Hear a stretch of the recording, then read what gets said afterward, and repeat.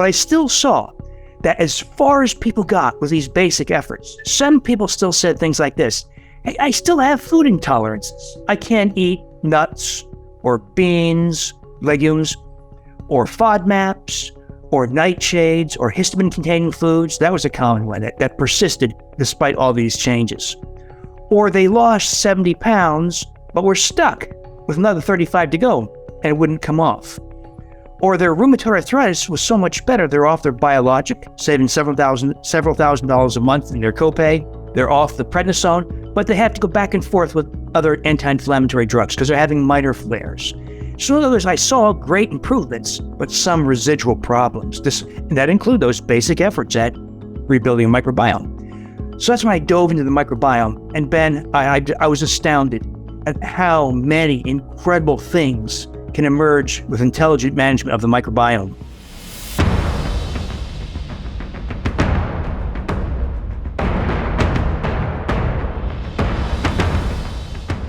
Hey, welcome back to the Muscle Intelligence Podcast. I am your host, Ben Pakulski. Today, we welcome the incredible cardiologist and New York Times bestselling author, William Davis, to the podcast. You may know Dr. Davis as the author of the enormous hit Wheat Belly. He's one of the first people to introduce us to the concept of avoidance of gluten and wheat and things that are ultimately causing systemic distress. After 25 years of practicing cardiology, it became clear to Dr. Davis that he was in the business of dispensing prescription drugs, and he decided to change his path. He is world-renowned now for being an authority when it comes to all things health optimization, specifically gut health, specifically helping us understand the microbiome. His latest book, Supergut, just sitting right here on my desk, he actually demonstrates how just in 4 weeks you can restore an incredible amount of robust diversity in the microbiome, and we talk about that and so much more in today's podcast. Why the microbiome is so important to your long-term health, how you can eat to ultimately prevent any negative effects and ultimately to heal it, if that's what you need to do. And what he says is the number one root cause of almost all disease and what to do about it. Why heart health and the microbiome are so interconnected. They're inextricably linked. The problem with most commercial probiotics and maybe why you should or shouldn't take them. We also discuss the microbiome imbalances that are likely to occur in about 50% of people and ultimately the best treatment for it and so much more. Thank you to William Davis for joining me on today's podcast. You guys are going to love his conversation. His energy. He's a great, great man, great conversationalist. Just really enjoyed today's podcast. Ladies and gentlemen, welcome to the Muscle Intelligence Podcast. I'm your host, Ben Pakulski. Today, we are joined with a legend in the space of cardiology and microbiome, ultimately gut health optimization cardiologist, Dr. William Davis. Thank you for joining me, sir. Oh, thanks for having me, Ben. You've got an incredible background, incredible business acumen, incredible background in medicine, numerous New York Times bestsellers. You're someone who's certainly at the tip of the spear when it comes to optimization of the microbiome. It seems to be where you've kind of carved your niche over the last certain number of years, maybe moving from internal medicine, what seemed like it was your initial area of focus, to cardiology and now into the microbiome. Is that correct? Yeah, throw in some nutrition and that kind of stuff. Yeah, I think we all nowadays have had several careers over our lifetimes, and right now I'm dealing with the microbiome. I got to tell you, Ben, it is the most fascinating of all things I've ever dealt with. I think it's the concept of it's the black box, right? It's like you put something in, you're not quite sure what's going to come out. And I think that's why someone with a complex mind like yourself or a complex thinker enjoys getting in there, because it's this untapped territory. It's like walking into the rainforest and going, I'm trying to label and name all of these plants and species that exist here. And it's a lifetime work. Oh, that's a great analogy. That's exactly right. I cringe, Ben, to think how little we knew before we started to factor in the participation of the microbiome.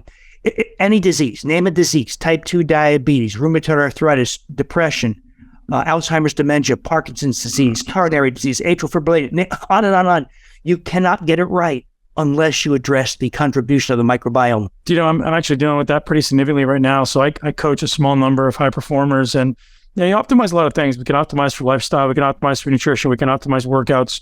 But there's some people, probably 25% of people, results are just okay. You're like, why is this person not getting results? And then we take an analysis of the microbiome, or ultimately look at the gut health, and there's always something there. Like, it seems like 10 out of 10 times when that person gets stuck, and they can't get the results thereafter. It's like, oh, we know where we need to look. And, we're kind of reversing our process now to where we look at the microbiome right off the bat so that we can start saying, hey, what do we know? And the challenge that I'm running into, if I'm being honest, one of the reasons I'm so excited to talk to you today is there's not a lot of experts out there who are actually giving you valuable, actionable information. Everyone's like, oh, take a probiotic, or hey, eat some fermented foods, or hey, remove the toxic burden. You're like, yeah, we did all that. What now, right? And so that was one of the greatest things that made me take interest in your books and in your information. Is you're somebody who's actually at the tip of the spear and diving into it and giving us research and giving us actionable steps that we can actually see progress with.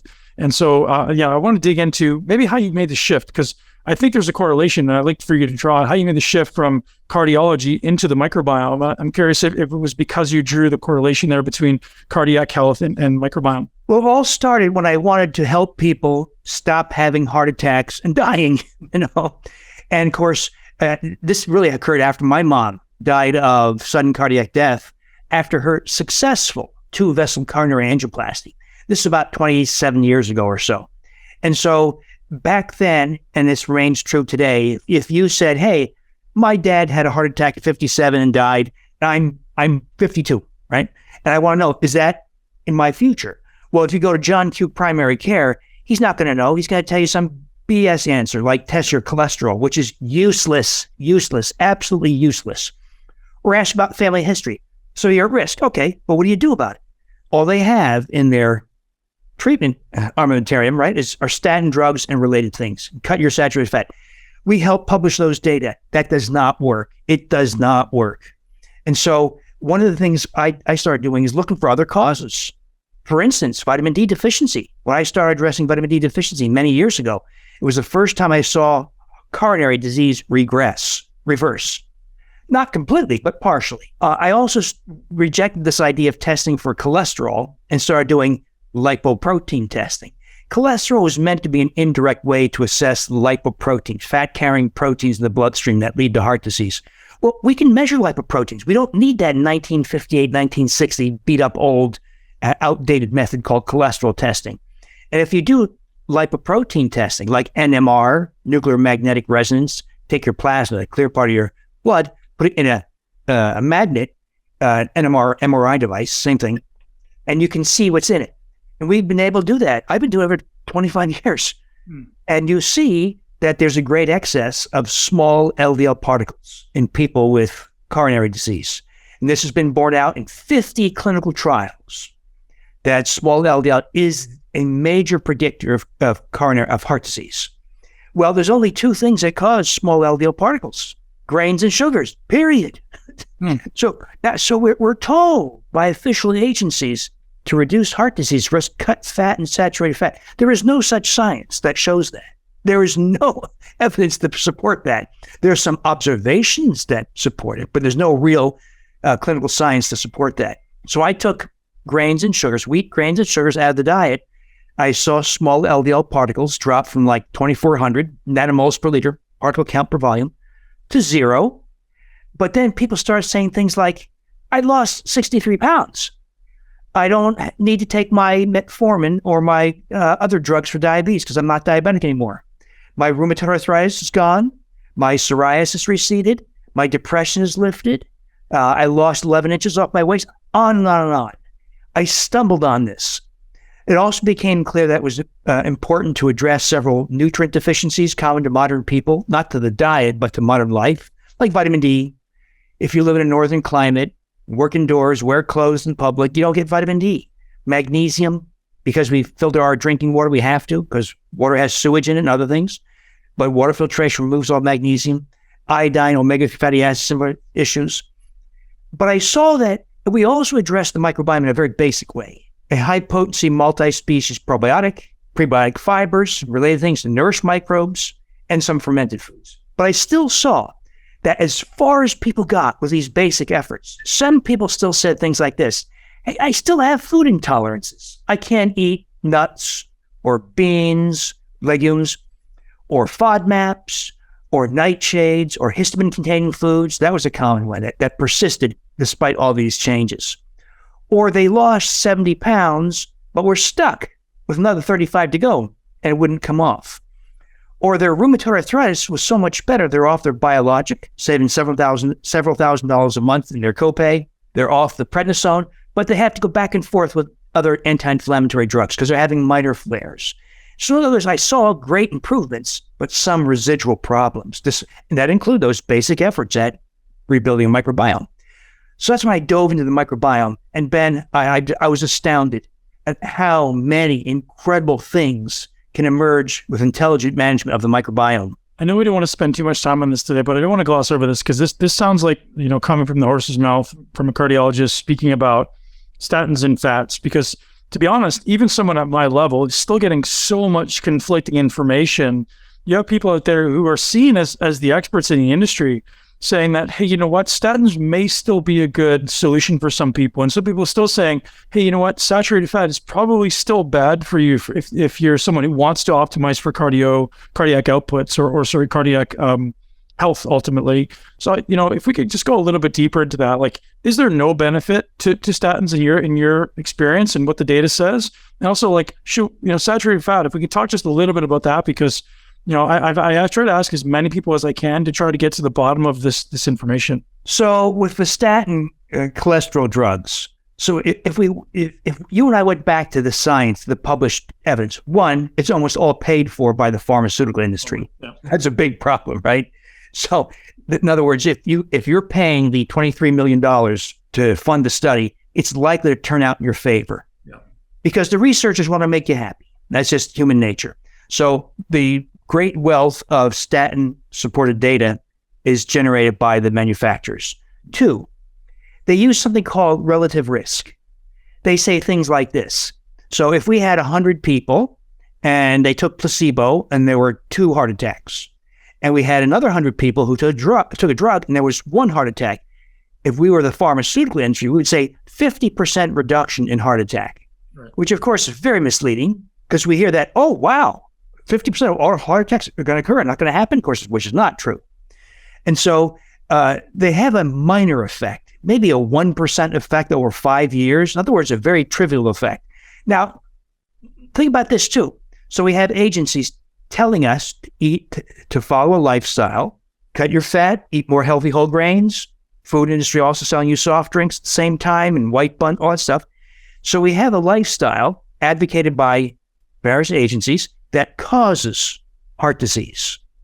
And then we throw a drug at you that has a minor effect. And of course, there has been, if statin drugs are so successful, if heart healthy diet's been so successful, why has there been no reduction in heart disease?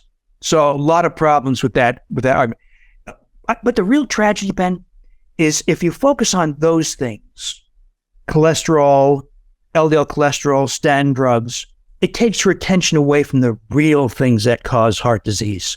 And so no one's paying attention to insulin resistance or inflammation or the thing that comes from a disrupted intestinal microbiome, endotoxemia. If you pay attention to those things, you have magnificent control of cardiovascular risk, and you don't need to, and of course, ignore the silly dietary guidelines, and you have magnificent control over cardiovascular risk. I want to take this moment to give a shout out to our show sponsor for today, Paleo Valley. Thank you very much to Paleo Valley for supporting the Muscle Intelligence podcast. I've been experimenting with their products for over 12 months now, and I can honestly say they bring the highest quality ingredients available. They refuse to cut corners, both with their processing, manufacturing, and sourcing of ingredients. They have incredible passion, not only for environmental restoration, animal welfare, but for delivering us the highest quality snacks and ultimately quick source protein products that we can find. I've tried their beef sticks, which I enjoy. There's a grass-fed, tastes amazing. Last night, I actually enjoyed 2 of their protein bars. I had the red velvet, which I suggest everyone try. They've also got an incredible bone broth product that is delicious. So, ladies and gentlemen, thank you to Paleo Valley. You can support Paleo Valley by heading over to paleovalley.com/muscle. That's PALEOVALLEY.com/muscle. Paleo Valley/muscle to get 15% off your first order. And now back to the podcast with Dr. William Davis. So I know this is a loaded question. We can go a long way with this one, but I'm curious what your response is to if I say, what is it about the microbiome that has such an incredible influence on cardiac events or say cardiac function, just from a high level, if you could just start high level and then we can chunk down into certain areas. Well, to get your arms around that, Ben, it's important to recognize a few things. So we've all, as a society, been overexposed to antibiotics, to glyphosate in the herbicide Roundup. Glyphosate's an herbicide, but it's also an antibiotic, but it's a peculiar antibiotic. It is effective in killing off beneficial species and ineffective in killing off non-beneficial species. So it essentially selects for unhealthy, mostly fecal microbes. And then there's other herbicides and pesticides. There's emulsifying agents like polysorbate 80 in ice cream and salad dressings. There's synthetic sweeteners. There's chlorinated drinking water, stomach acid blocking drugs, anti-inflammatory drugs. All these things have conspired to introduce massive change in the gastrointestinal microbiome, but mostly loss of hundreds of beneficial species. So of the 1,000 plus species in the GI microbiome, we've lost several hundred, and they performed important functions.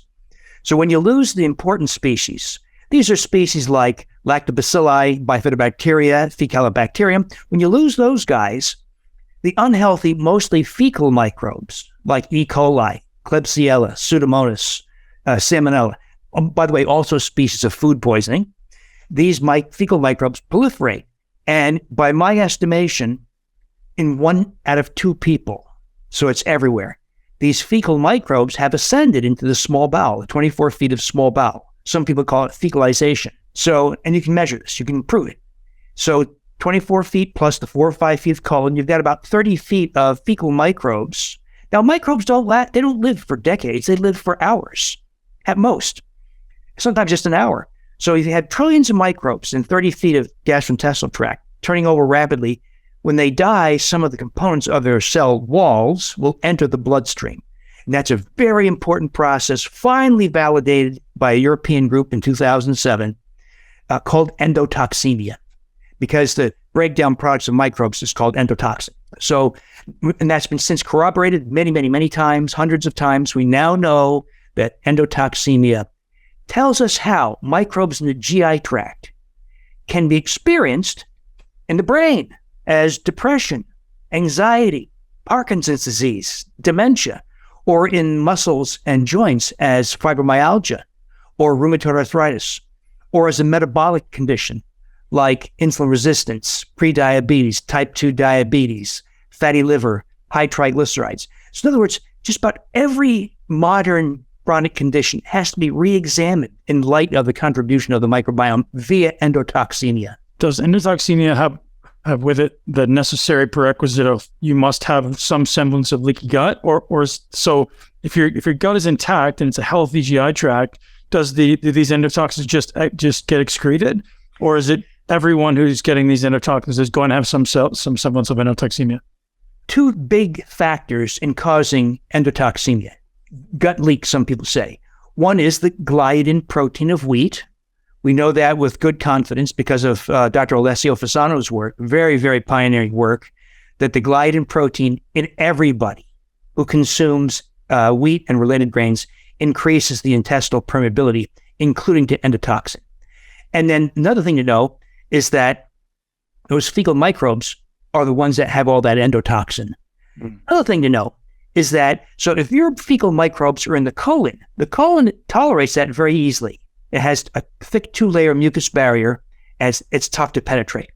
But if those microbes get access to your small intestine is not used to that. It's not adapted to that, to fecal microbes.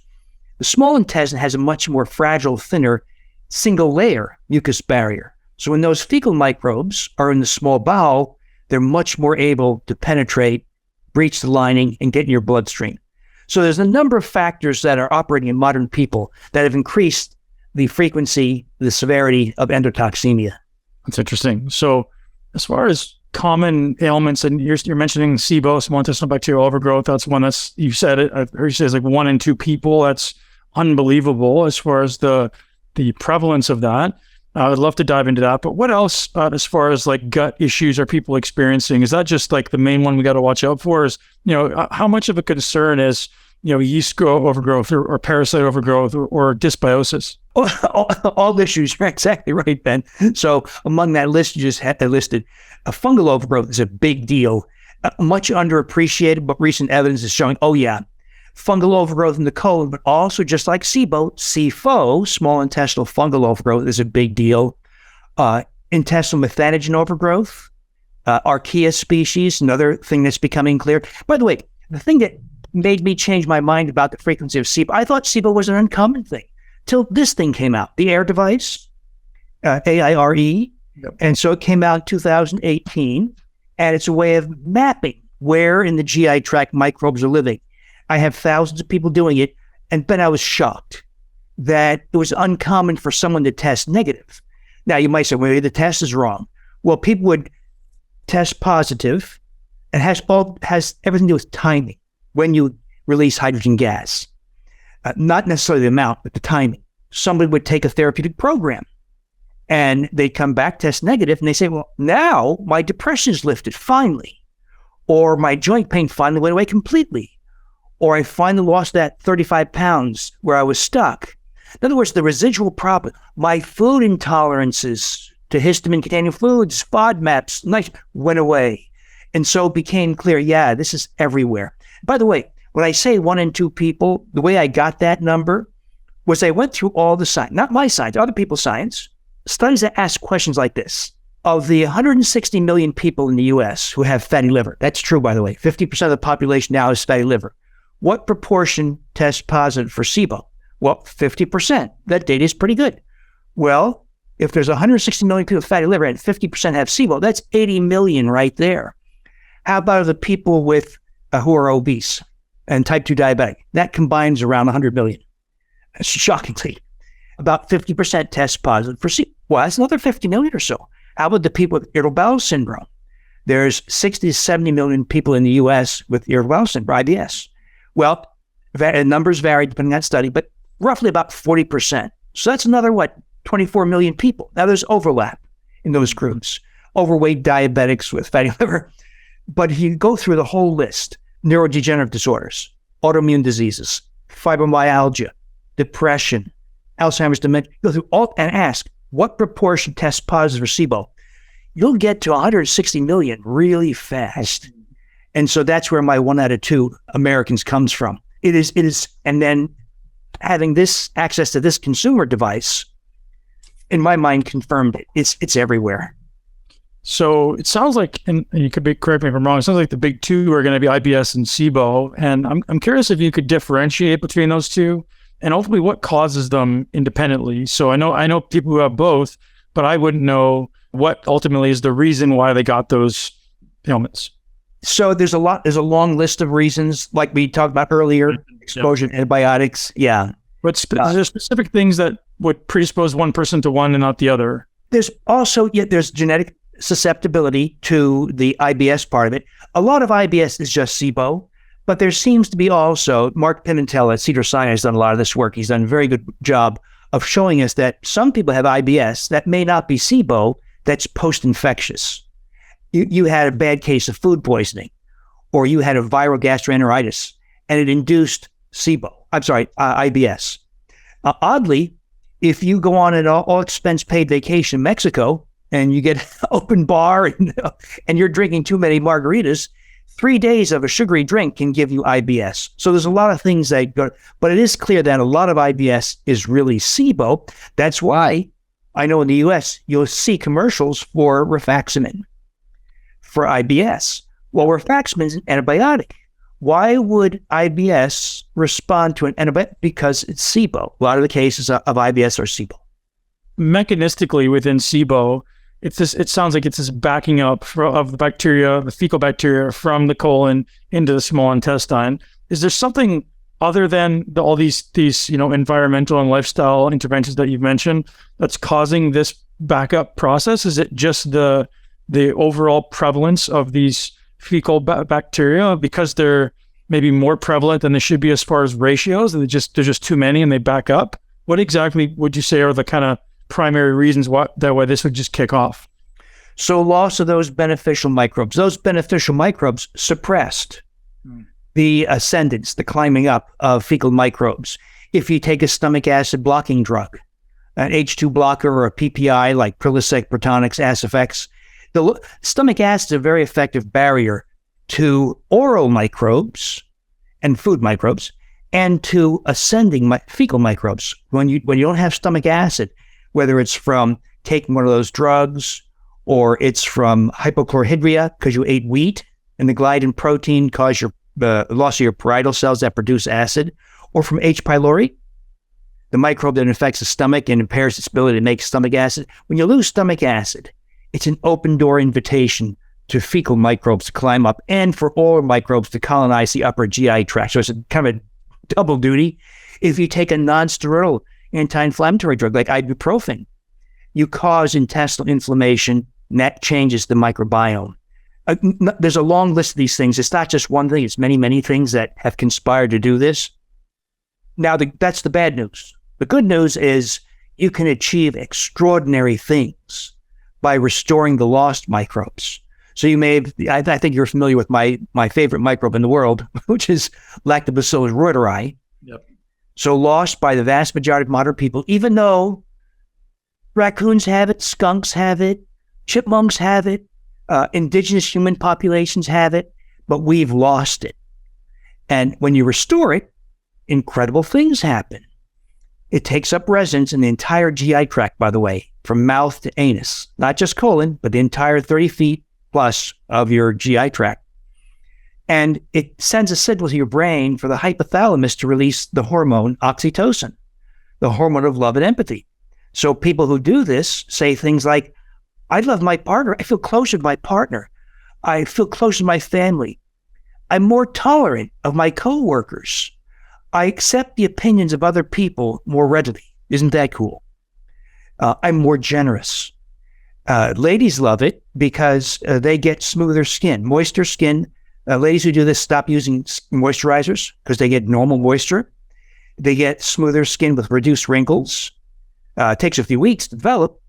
Guys love it because it increases strength and muscle mass dramatically sometimes.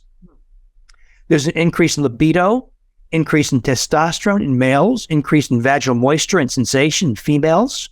There's deepening of sleep, extended periods of REM sleep, and acceleration of healing, preservation of bone density. And Ben, this is one microbe.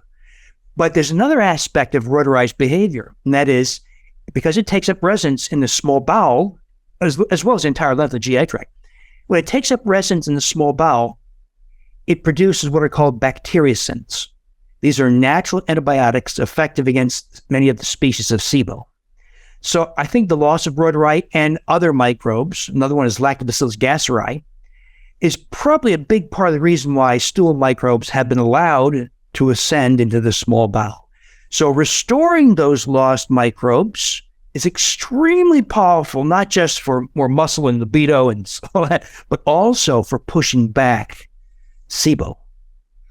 So I know you've got some handy dandy little recipes that hopefully you share with us later, but I'm curious how you came across that, understanding these really specific strains as being the most influential, because the list of potential benefits is enormous. And there's no one else to my experience is speaking about these things. So I'm curious if it's through your own research or if it's through PubMed data, or like where's this information coming from? I know you've done a lot of work on your own with your clients. I'm curious kind of how you discovered it to begin with.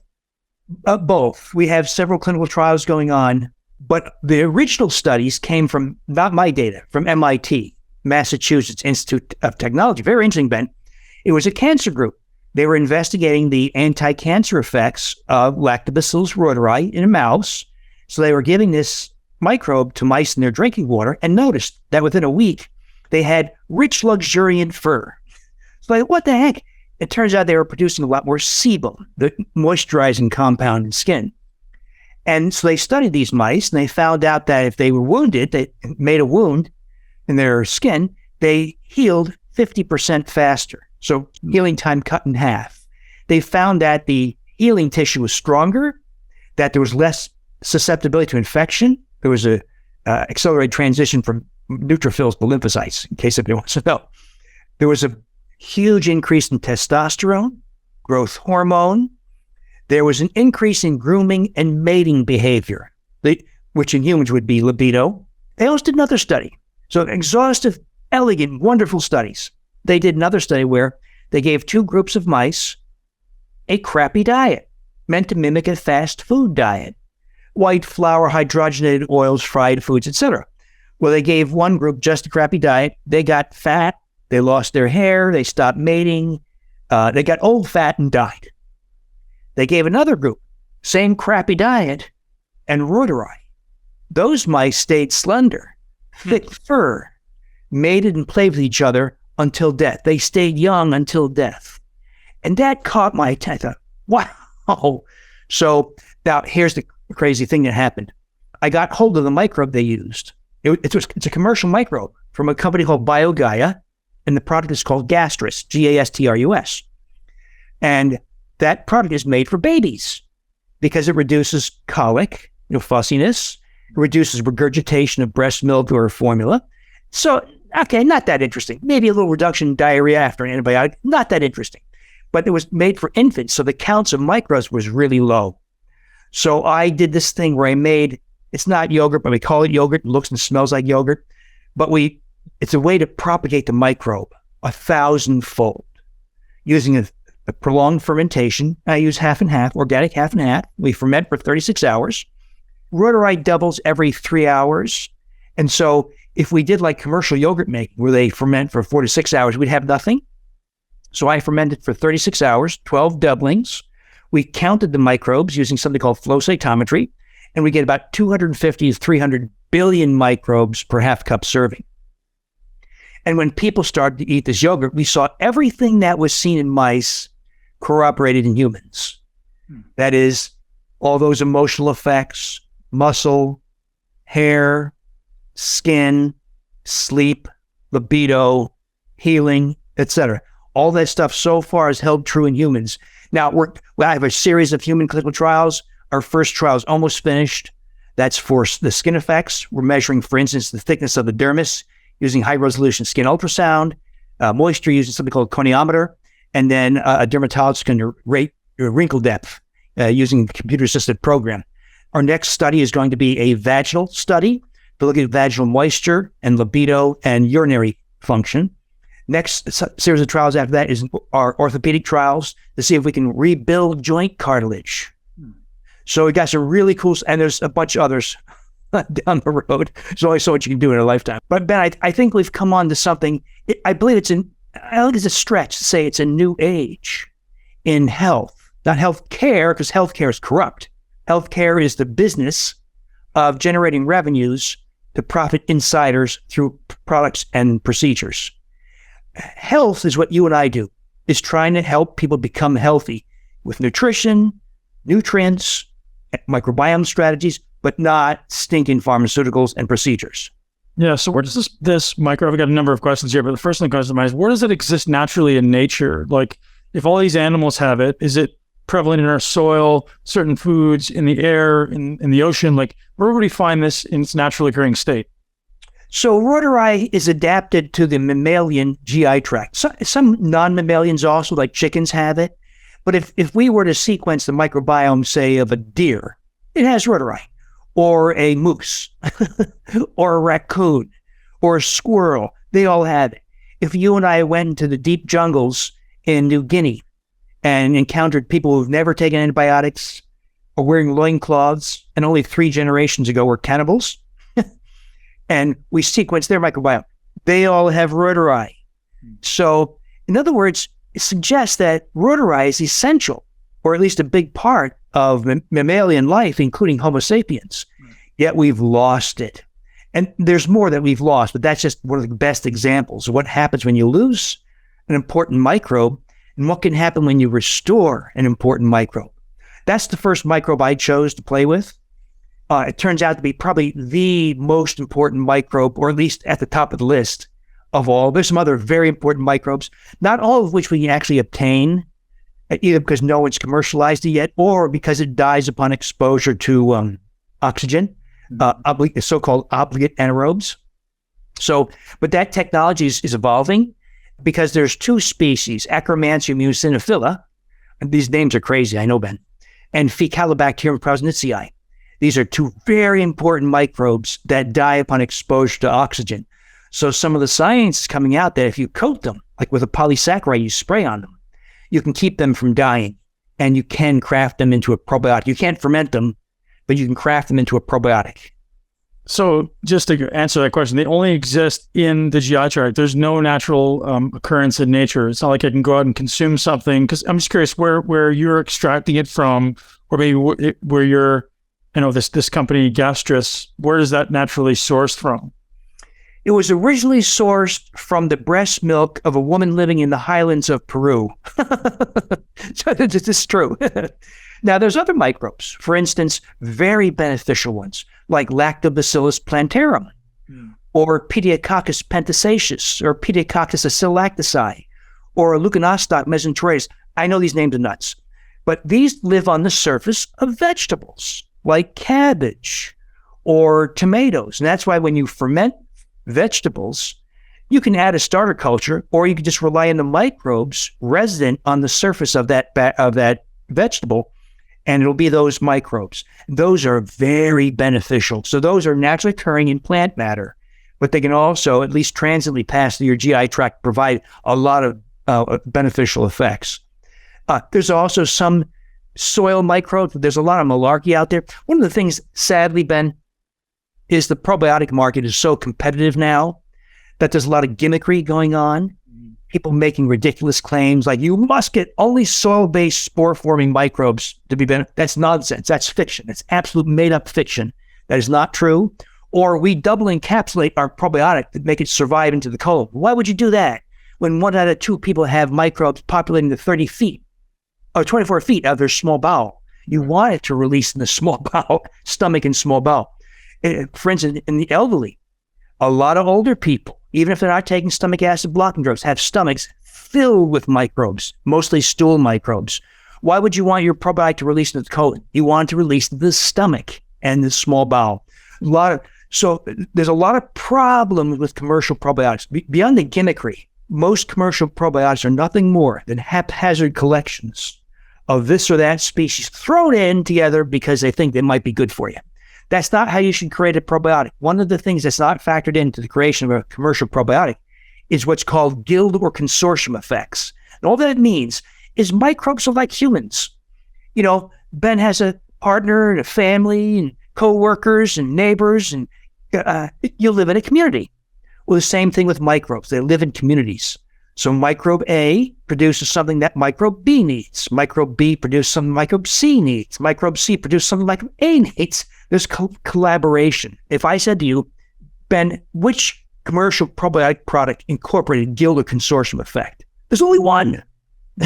That was the one formulated by my friend, the academic microbiologist, Dr. Raul Cano. And they have a product called Sugar Shift. I have no relationship with them. And that is a collaborative effect. I'm seeing spectacular effects of that product.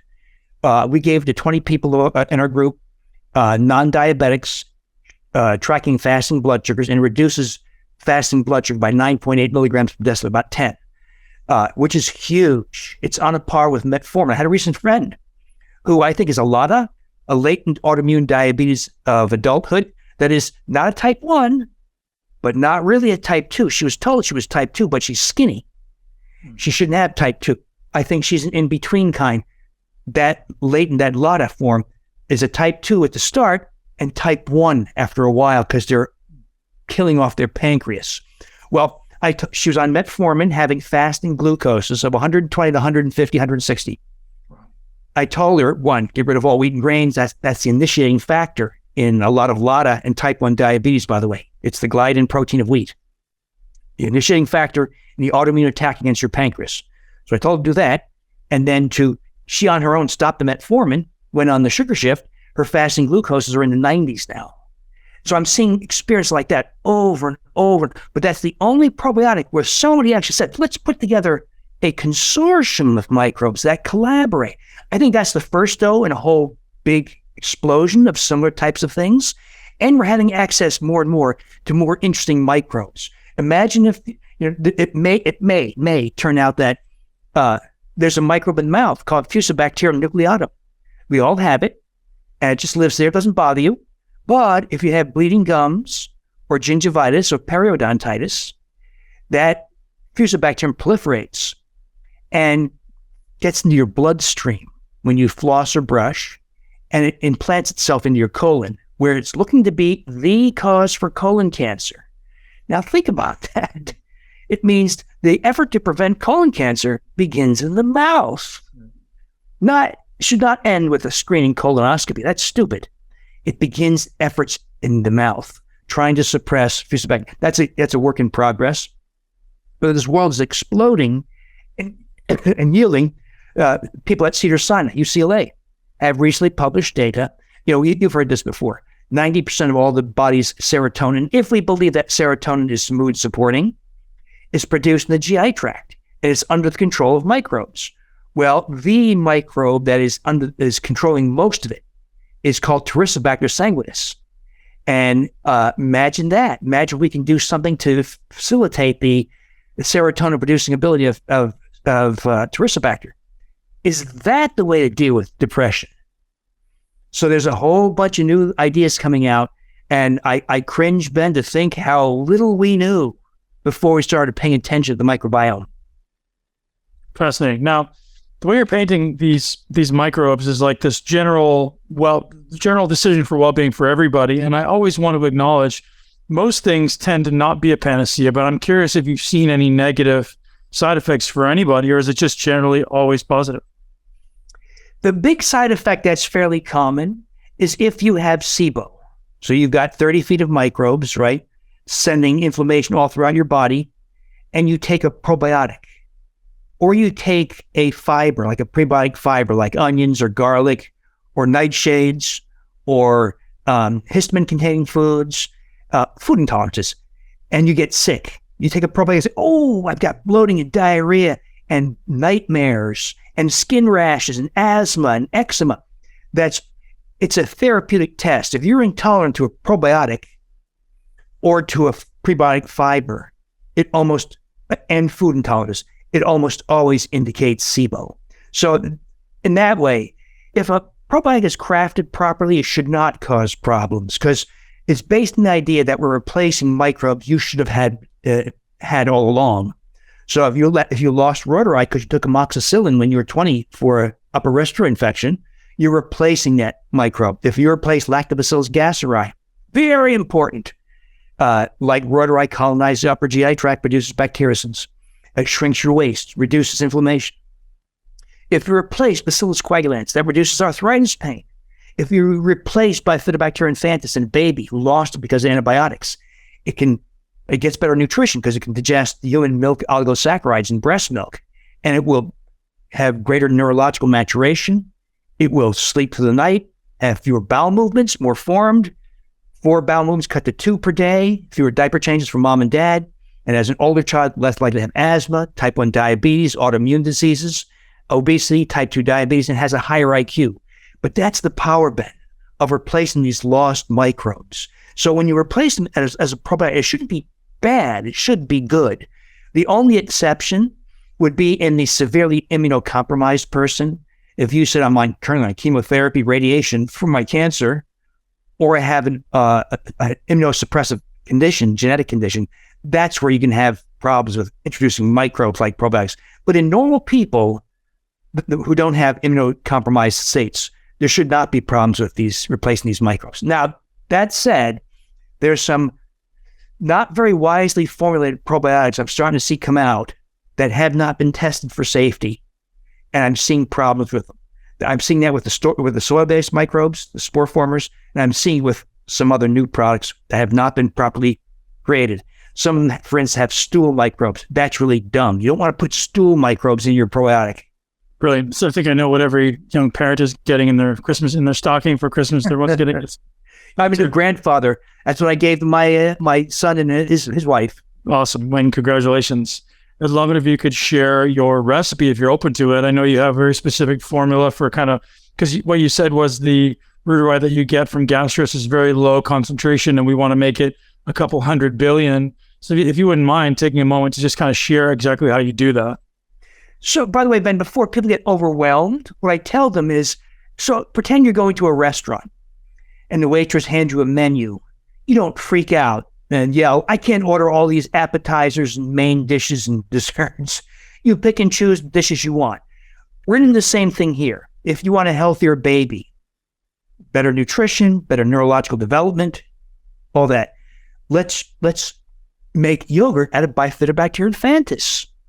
If you want to reduce joint pain, let's ferment Bacillus coagulans, one of the most tasty yogurts of all, by the way. If you want smoother skin, increased libido, return of youthful muscle and strength, deeper sleep, let's ferment Lactobacillus reuteri. If you want to be faster and smarter and happier, let's ferment Lactobacillus brevis, as it produces methylamine, trimethylamine. In other words, you can choose the microbe for the effect you want. So what we do is, I start with... Or just all of them together? You could, but you won't get the same numbers. Think of it like a backyard garden. If all you plant is zucchini in your 10 by 10 plot, you're going to have tons of zucchini. What if you plant zucchini and watermelon and squash and tomatoes? You're going to have fewer zucchini. So it's the same thing here. When there's competition, and you can do that, but you just accept lesser numbers. Sometimes numbers do count. We need better science there. We're performing some of it, so-called dose response. So there's a recent trial, for instance, funded by BioGaia, using their strain of Reuteri, the 6475 strain, and they gave it to ladies, 10 billion counts per day, older ladies, and the ladies who got placebo had much worsening of their osteoporosis. The ladies who got Reuteri, 10 billion per day, had 50% less bone loss in that 1 year span. And that's all they did. There was no other drug or calcium or D or nothing. So now, if that happened for 10 billion, what would have happened with 50 billion or 100 billion? Nobody knows. So we're trying to fund some of that stuff. It's very expensive to get dose response. But I think the world is moving towards the idea that it really takes a lot of microbes to have a big effect, probably on the order of 50 billion or so per day. It varies the microbe, of course, too. Where were we? Sharing a recipe, if we could, or yes. A formula for how you do it.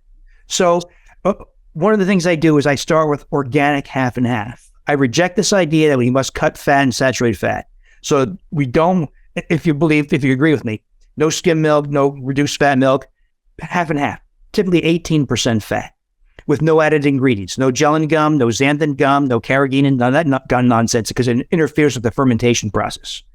We take whatever microbe we want to choose. If it's the gastrus tablets made for babies, we take 10 tablets, put it in a plastic bag or something like that, and crush them with a heavy jar, bottle, mortar and pestle, rolling pin, whatever, fragment them into little pebbles. Or let's say you want to do Bifidobacterium infantis, you buy the Evivo, that's the one that's been best studied, EVIVO. Or if you want to do the gastrus, we use the BNR17 strain. That comes from Joe Mercola has it. He bought it from the manufacturer in Korea, paid a lot of money, and you can buy it as the BioThin product. You need about 2 billion counts of microbes to get started. So it depends on if your probiotic contains 10 billion, you don't even need a whole capsule. You just need a little bit, right? If you have the BioGuide tablets with 200 million we have to do 10 tablets to get to 2 billion. So roughly 2 billion. We mix it in there. We toss in a little bit of prebiotic fiber. And all that means is something that microbes like to eat. It's like throwing cow manure on your vegetable garden. You're just going to have bigger tomatoes. So we add a little of inulin, for instance, or raw potato starch, stir it in, and then we need some device to keep it at about 100 degrees Fahrenheit. Different microbes like different temperatures, meaning they proliferate better. But most of the microbes in the Lactobacillus and Bifidobacteria genus, those groups of microbes, prefer human body temperature. So around 97 to 100, 36, 37 Celsius, and we let it sit there for 36 hours because we want repeated doublings of that microbe. That's how we get to the hundreds of billions. So you need a device like a yogurt maker or a sous vide, stick or basin sous vide, a Instant Pot, even a dehydrator.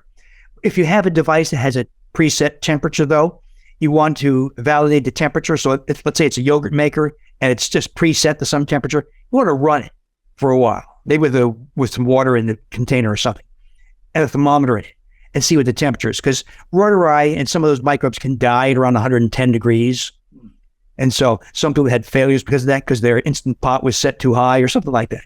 So it sounds complicated. It's not complicated. It's very, very easy. I've made over 100 batches of Reuteri alone. I've never had a failure. And by the way, most of these yogurts are rich, thick, and delicious. And you'll never go back to store-bought yogurt again. And how do you know when it's done? I know we know a time thing, but is there a specific texture or a specific end result we're looking for? I think I've heard you say it separates. I just want to make sure we have the details. There's an odd thing, Ben. You can only learn by just doing a lot of this. What I call the first batch effect. If you make the first batch, it typically separates the curds and whey, solids and liquid.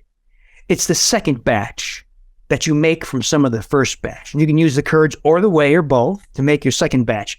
It's the second and subsequent batches that are rich and thick. It's that first batch that's kind of creepy and separated. You can still eat it, but it's going to be kind of separated. For that reason, if someone does not want to waste that first batch, you can make a small test batch, maybe in an 8-ounce jar or something like that. And then use a little bit of that. You can toss that without losing too much and make subsequent batches. People tend to make this too hard. It's really very, very simple. I do have a blog post on my drdavesinfinitehealth.com blog. It's troubleshooting L. Reuteri yogurt. I talk about L. Reuteri as that's the most popular one, but there's all kinds of other yogurts you can make for other effects. And by the way, we also have what I call currently SIBO yogurt. It's the combination of Lactobacillus reuteri, Lactobacillus gasseri, and Bacillus coagulans. Combine those three, co-ferment them for 36 hours. I chose especially the reuteri and the gasseri because they colonize the upper GI tract where SIBO occurs and produce bacteriocins effective against most of the species of SIBO.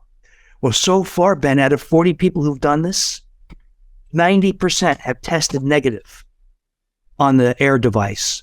We'll perform a formal clinical trial to prove it. That this holds, but so far, rather than having taken an antibiotic for your SIBO, or even an herbal antibiotic, it's looking like we have the most effective thing of all so far in anecdotal experience that seems to normalize SIBO. And it's, if I said you need to have a colectomy or some invasive procedure, we better be damn confident this is necessary. But what if the solution is a form of yogurt? That restores species you were supposed to have anyway. So I think the bar is low for doing this. Awesome. And so that procedure makes one batch, and then you would extrapolate a little percentage of that to then replicate and make more? Is that the thought process? Yeah, a tablespoon or two of curds or whey or both. Some people try to avoid the whey. One of the effects of so people who like to train like the whey protein because it stimulates insulin. Well, those of us who don't want to be insulin resistant don't like to have insulin stimulated. So some of us will pour off the whey or strain it through cheesecloth or a coffee filter to let the whey fall out because the whey is insulinotropic. It provokes insulin. And so that's Greek yogurt, by the way. You can do that also. But some people will take that whey liquid and then freeze it like in an ice cube tray and use a couple ice cubes to start the next batch. So lots of tricks to getting this done. But the key here is to restore microbes at very high counts. And that's, I think, the reason why we're getting these huge biological effects. Amazing. Dr. Davis, we talked about a lot. I'm curious if there's something else that we've missed that would be, important for us to discuss before we kind of pass on it and tell our audience where they can learn more from you. Well, we talked about SIBO yogurt, Reuteri. So the key here is this is evolving, Ben. It's not like I have all the answers, but it's evolving at breakneck speed. And so what I'm saying today may be different in 3 months, 6 months. Maybe we have better ways to do these things. And I think that's going to be true, by the way. I think we're getting to a point where we're close to this, not quite there, but close. If someone says, I have Parkinson's disease, we say, here's the microbial solution to it. I have depression. Here's the microbial solution to it. I have fibromyalgia. Here's the microbial solution to it, not the pharmaceutical solution to it. And now I'm starting to see, I have not performed any of these trials, but I'm starting to see trials where they're comparing pharmaceuticals to microbiome strategies. And I'm seeing the microbiome strategies outperform. And of course, when we do these kinds of things, No one's charging you thousands of dollars. These biologics now, like Tremfya, is for psoriatic arthritis, is $12,500 per month. Correct. And it can cause liver damage, irreversible liver damage. You can die of this drug. We're talking about restoring lost microbes with spectacular effects that have virtually no downside, except maybe the effort to make your yogurt or something like that. But no real downside. Now, by the way, if you do ferment these things, it doesn't have to be dairy, it doesn't have to be yogurt. It could be, I fermented hummus, salsa, fruit purees, juices, veggies, of course. And of course, there's commercial stuff you can buy too. Kimchi, kefirs, yogurts. But what I do with commercially fermented foods, like let's say kimchi or maybe fermented pickles or sauerkraut, is leave it on the kitchen counter for at least 48 hours. Let it ferment further. Because commercial production is all about going as fast as possible. They don't want to let something ferment for 2 weeks. Right. So I leave it out on the kitchen counter if I'm going to rely on a commercial product, not my own home product. So that's something to know.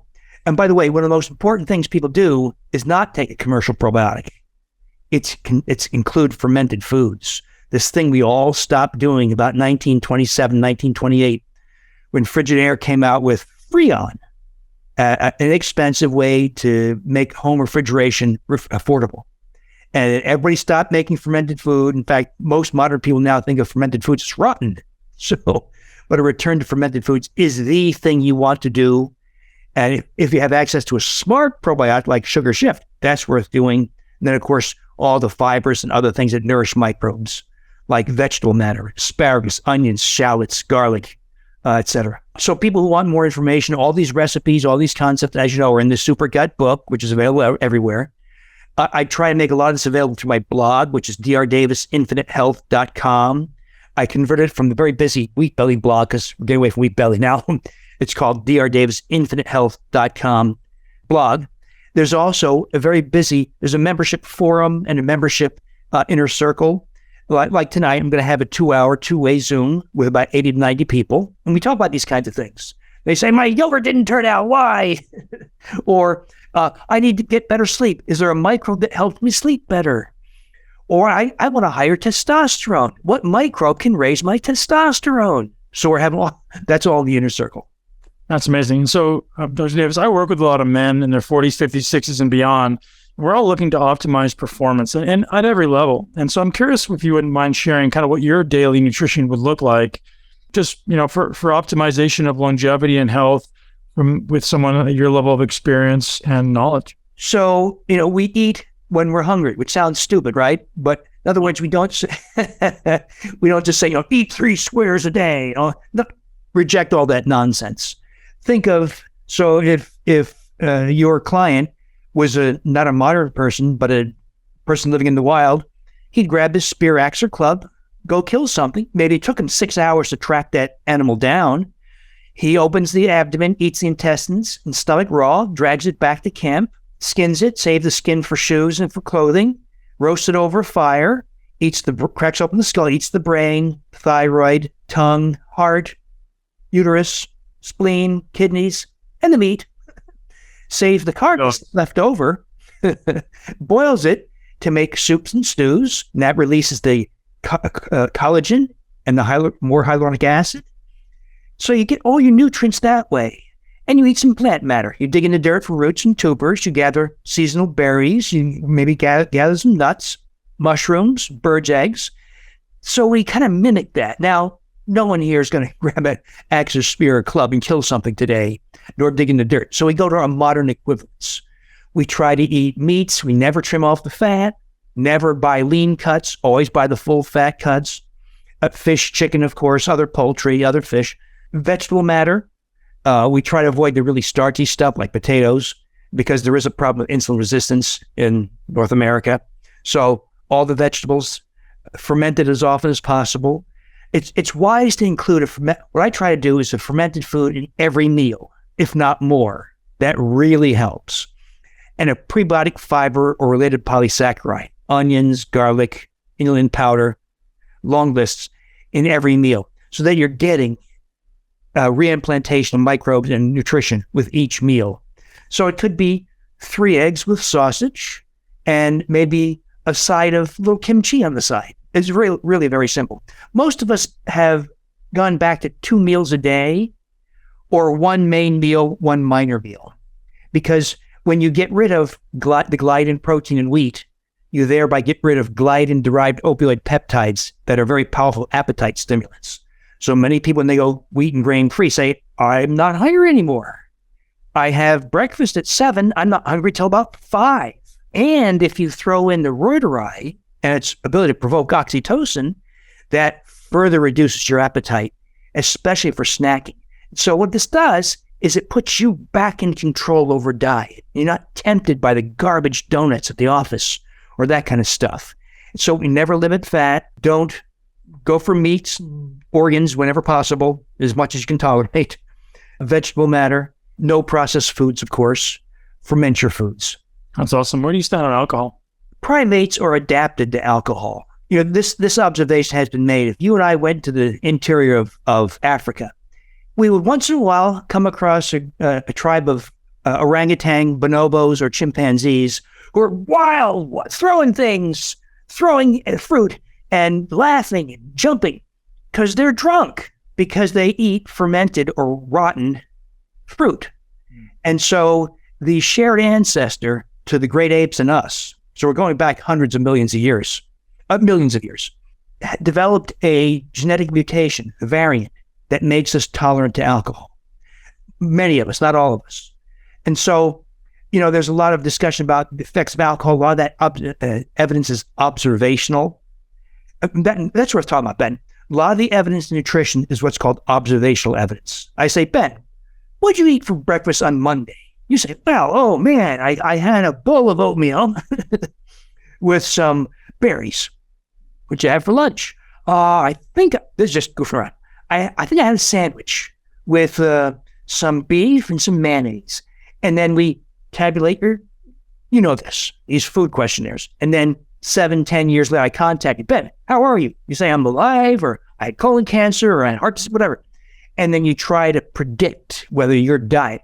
That is called garbage science. Yet that is what a lot of public health officials rely on to craft such things as dietary guidelines. You cannot do that because that data is extremely weak. It's virtually useless. That's the basis for the dietary guidelines. And so this unfortunately means that, but it's also responsible for a lot of the garbage headlines. Coffee extends life by 4 years. No, it doesn't. That's ridiculous. Eating red meat causes colon cancer. No, it doesn't. But this is all observational evidence, yet it's often regarded as good science by media and even by a lot of scientists and colleagues, when we know with good evidence, you cannot use observational evidence as the basis for developing gut. Same is true for alcohol. If I said, Ben, I'm going to put you in a clinical trial and we're going to randomize you either to a pint of vodka a day or 2 glasses of red wine a day or none at all, no one's going to do it for 5 to 10 years to see who has more heart disease, dementia, colon cancer, because it's just impossible to corral humans to do something like this. So we have to go by observational evidence, which means I say, Ben, how much did you drink this past week? Well, I had a glass of wine on Monday, then I had a beer on Thursday. And then we ask you in 5 to 10 years, what became of you? Garbage science. So I think it's clear that alcohol in modest quantities is not harmful. And it may be beneficial. I hesitate to say that, but clearly there's a limit. You can do bad things. I've taken care of my share of alcoholics in very bad shape. Dr. William Davis, thank you so much, sir. Author of Supergut, author of Undoctored, author of Wheat Belly, all New York Times bestselling books, and just incredible information shared today. So much actionable stuff the audience is going to love. I'm super grateful for you making time for us today, sir. Thank you, Ben. Thank you for all your hard work and getting the message out. And that's a wrap, ladies and gents. Thank you so much for being here. I know that there's a lot of podcasts, there's a lot of information for you to choose from, and you choose to be here with me. I have so much respect for you and your journey to optimize your health, your well-being, ultimately create enough energy and vitality so you can thrive.